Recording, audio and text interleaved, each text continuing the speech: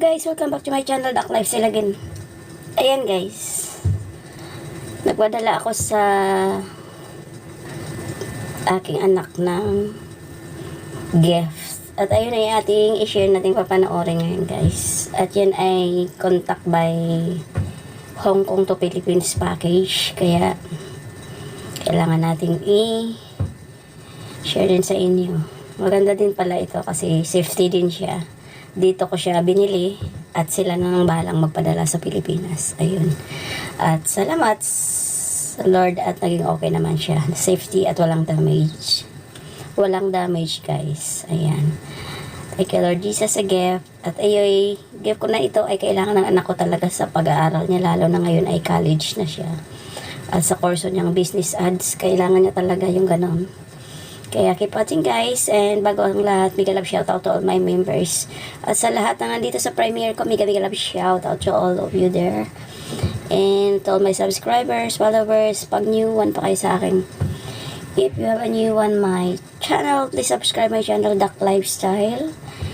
And always touch the notification bell para updated kayo sa akin mga upload sa inyo. Mula man dito sa Hong Kong at sa Pilipinas. Keep watching guys, thank you so much.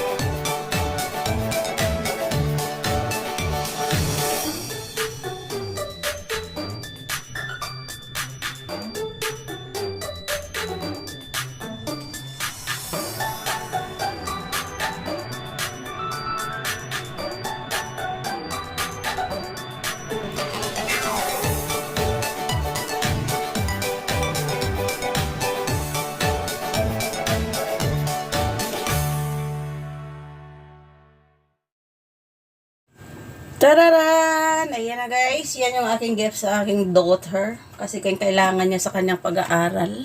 Kaya ang ginawa ko dito guys, dito ko siya in order binili. At ang kumpanya na lang bahala nag-send sa Pilipinas.